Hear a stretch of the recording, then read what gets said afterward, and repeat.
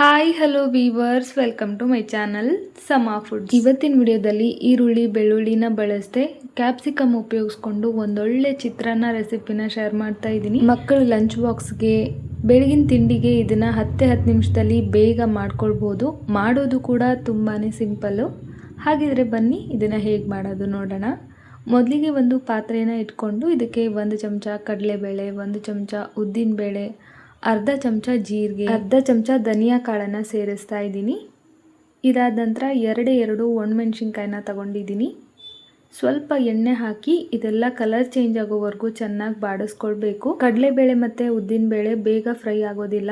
ಜಾಸ್ತಿ ಫ್ಲೇಮಲ್ಲಿ ಇಟ್ಕೊಂಡು ಮಾಡಿದ್ರೆ ಎಲ್ಲನೂ ಕಲರ್ ಚೇಂಜ್ ಆಗಿ ಸೀದೋಗ್ಬಿಡುತ್ತೆ. ಹಾಗಾಗಿ ನೋಡಿಕೊಂಡು ಕಡಿಮೆ ಉರಿನಲ್ಲೇ ಬಾಡಿಸ್ಕೊಳ್ಳಿ.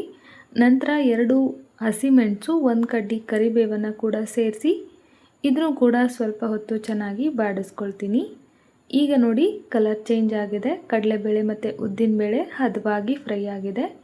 ಈಗ ಇದನ್ನು ಒಂದು ಮಿಕ್ಸಿ ಜಾರ್ಗೆ ತೆಗಿತಾ ಇದ್ದೀನಿ. ಇದನ್ನು ತುಂಬಾ ಸಿಂಪಲ್ಲಾಗಿ ಮಾಡ್ಕೊಳ್ಬಹುದು. ಇದಕ್ಕೆ ಹೆಚ್ಚು ಮಸಾಲೆನ ಉಪಯೋಗಿಸೋದಿಲ್ಲ. ಈಗ ಇದಕ್ಕೆ ಒಂದು ಅರ್ಧ ಕಪ್ ಆಗುವಷ್ಟು ಫ್ರೆಶ್ ತೆಂಗಿನಕಾಯಿ ತುರಿನ ಸೇರಿಸ್ತಾ ಇದ್ದೀನಿ.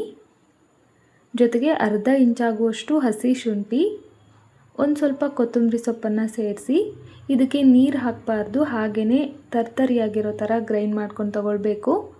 ನೀರು ಹಾಕಿದ್ರೆ ಚೆನ್ನಾಗಿರಲ್ಲ, ನೀರು ಹಾಕಕ್ಕೆ ಹೋಗಬೇಡಿ. ಈಗ ಈ ಮಸಾಲೆನ ಸೈಡ್ಗೆ ಎತ್ತಿಟ್ಕೊಂಡು ಒಲೆ ಮೇಲೆ ಒಂದು ಬಾಣಲೆನ ಇಟ್ಕೊಂಡಿದ್ದೀನಿ.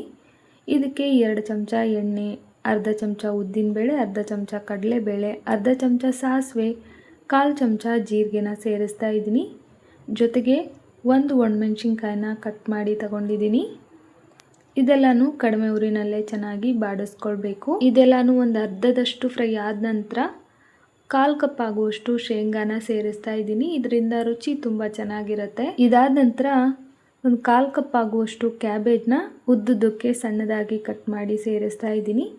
1 ಕಡ್ಡಿ ಕರಿಬೇವು, 4 ಕ್ಯಾಪ್ಸಿಕಮ್ನ ಉದ್ದುದ್ದಕ್ಕೆ ಕಟ್ ಮಾಡಿ ತಗೊಂಡಿದ್ದೀನಿ. ಈಗ ಇದೆಲ್ಲನೂ ಹಸಿ ವಾಸನೆ ಹೋಗಿ ಸ್ವಲ್ಪ ಟ್ರಾನ್ಸ್ಪರೆಂಟ್ ಆಗೋವರೆಗೂ ಬಾಡಿಸ್ಕೊಳ್ಬೇಕು. ತುಂಬ ಕಿಚಿ ಪಿಚಿ ಅನ್ನೋವರೆಗೂ ಬಾಡಿಸ್ಕೊಳ್ಳೋ ಅಗತ್ಯ ಇಲ್ಲ. ಅಷ್ಟೊಂದು ಬೇಯಿಸೋದು ಕೂಡ ಬೇಡ. ಈ ತರಕಾರಿ ಎಲ್ಲ ಸ್ವಲ್ಪ ಕ್ರಂಚಿ ಆಗಿದ್ರೆ ತಿನ್ನೋಕ್ಕೆ ಚೆನ್ನಾಗಿರುತ್ತೆ. ನಿಮಗೆ ತುಂಬ ಸಾಫ್ಟಾಗಿ ಬೇಯಿಸ್ಕೋಬೇಕು ಅನ್ನೋದಾದರೆ ನೀವು ಸ್ವಲ್ಪ ಹೊತ್ತು ಮುಚ್ಚಿಟ್ಟು ಬೇಯಿಸ್ಕೊಳ್ಳಿ. ನಾನಿಲ್ಲಿ ಹಾಗೇ ಫ್ರೈ ಮಾಡ್ಕೊಳ್ತಾ ಇದ್ದೀನಿ. ನೋಡ್ತಾ ಇರ್ಬೋದು ಕಲರ್ ಚೇಂಜ್ ಆಗಿದೆ, ಸ್ವಲ್ಪ ಟ್ರಾನ್ಸ್ಪರೆಂಟ್ ಆಗಿದೆ. ಇಷ್ಟ ಆದರೆ ಸಾಕು. ಈಗ ಇದಕ್ಕೆ ಅರ್ಧ ಚಮಚ ಅರಿಶಿಣದ ಪುಡಿ, ರುಚಿಗೆ ತಕ್ಕಷ್ಟು ಉಪ್ಪನ್ನು ಸೇರಿಸ್ತಾ ಇದ್ದೀನಿ. ಅರಿಶಿಣದ ಪುಡಿ ಉಪ್ಪನ್ನು ಸೇರಿಸಿದ ನಂತರ ಮತ್ತೆ ಸ್ವಲ್ಪ ಹೊತ್ತು ಚೆನ್ನಾಗಿ ಬಾಡಿಸ್ಕೊಳ್ಬೇಕು. ಫ್ರೆಂಡ್ಸ್, ನೀವೇನಾದರೂ ನಮ್ಮ ಚಾನಲ್ನ ಫಸ್ಟ್ ಟೈಮ್ ವಿಸಿಟ್ ಮಾಡ್ತಾ ಇದ್ದರೆ ಪ್ಲೀಸ್ ನಮ್ಮ ಚಾನಲ್ನ ಸಬ್ಸ್ಕ್ರೈಬ್ ಮಾಡ್ಕೊಳ್ಳಿ, ಸಪೋರ್ಟ್ ಮಾಡಿ. ಹಾಗೆ ವಿಡಿಯೋ ಇಷ್ಟ ಆದರೆ ಒಂದು ಲೈಕ್ ಸಹ ಮಾಡಿ. ಈಗ ನೋಡಿ ಅರಿಶಿಣದ ಪುಡಿ ಮತ್ತು ಉಪ್ಪನ್ನು ಸೇರಿಸಿ ಚೆನ್ನಾಗಿ ಮತ್ತೊಂದು ಸಲ ಬಾಡಿಸ್ಕೊಂಡಾದ ನಂತರ ಗ್ರೈಂಡ್ ಮಾಡಿ ಇಟ್ಕೊಂಡಿರೋ ಮಸಾಲೆನ ಸೇರಿಸಿ ಮತ್ತು ಕಡಿಮೆ ಉರಿನಲ್ಲಿ ಬಾಡಿಸ್ಕೊಳ್ತಾ ಇದ್ದೀನಿ. ಇದನ್ನೇನು ತುಂಬ ಹೊತ್ತು ಫ್ರೈ ಮಾಡ್ಕೊಳ್ಳೋ ಅಗತ್ಯ ಇಲ್ಲ. ಒಂದು 30-40 ಸೆಕೆಂಡು ಚೆನ್ನಾಗಿ ಮಿಕ್ಸ್ ಮಾಡಿಕೊಂಡ್ರೆ ಸಾಕಾಗತ್ತೆ. ಈಗ ನೋಡಿ ಕ್ಯಾಪ್ಸಿಕಮ್ ಚಿತ್ರಾನ್ನಕ್ಕೆ ಬೇಕಾಗಿರೋ ಗೊಜ್ಜು ರೆಡಿ ಆಯಿತು. ಈಗ ಇದಕ್ಕೆ ಬಿಸಿ ಅನ್ನನ ಸೇರಿಸ್ತಾ ಇದ್ದೀನಿ. ಬಿಸಿ ಅನ್ನ ಇಲ್ಲ ಅಂದರೆ ಇದನ್ನು ಲೆಫ್ಟ್ ಓವರ್ ರೈಸಲ್ಲೂ ಕೂಡ ಮಾಡ್ಕೊಳ್ಬಹುದು. ಜೊತೆಗೆ ಒಂದು ಸ್ವಲ್ಪ ಕೊತ್ತಂಬರಿ ಸೊಪ್ಪು, ನಿಂಬೆ ರಸನ ಆ್ಯಡ್ ಮಾಡ್ತಾ ಇದ್ದೀನಿ. ನಿಂಬೆ ರಸ ಕೊನೆಯಲ್ಲಿ ಹಾಕೋದ್ರಿಂದ ರುಚಿ ತುಂಬ ಚೆನ್ನಾಗಿರುತ್ತೆ. ಟೊಮ್ಯಾಟೊ ಕೂಡ ಉಪಯೋಗಿಸ್ಕೋಬೋದು. ಟೊಮ್ಯಾಟೊನೂ ಬೇಡ, ನಿಂಬೆ ರಸನೂ ಬೇಡ ಅಂದರೆ ಸ್ವಲ್ಪ ಹುಣಸೆ ಹಣ್ಣಿನ ಪೇಸ್ಟನ್ನು ಕೂಡ ಉಪಯೋಗಿಸ್ಕೊಂಡು ಮಾಡ್ಬೋದು, ತುಂಬ ಚೆನ್ನಾಗಿರುತ್ತೆ. ಕೊತ್ತಂಬರಿ ಸೊಪ್ಪು ಮತ್ತು ನಿಂಬೆ ರಸನ ಹಾಕಿ ಮತ್ತೊಂದು ಸಲ ಚೆನ್ನಾಗಿ ಮಿಕ್ಸ್ ಮಾಡಿದಾದ ನಂತರ ನೋಡಿ ಈಗ ಸೂಪರ್ ಆಗಿರೋ ಕ್ಯಾಪ್ಸಿಕಮ್ ಚಿತ್ರಾನ್ನ ರೆಡಿ ಆಗಿದೆ. ಸಖತ್ ಅಂದರೆ ಸಖತ್ ಟೇಸ್ಟಿಯಾಗಿರುತ್ತೆ. ಬರೀ ಹಬ್ಬಗಳಲ್ಲಿ ಮಾತ್ರ ಅಲ್ಲ, ಯಾವಾಗ ಬೇಕಾದರೂ ನಾವು ಇದನ್ನು ಮಾಡ್ಕೊಂಡು ತಿನ್ಬೋದು. ಸೂಪರ್ ಆಗಿರುತ್ತೆ.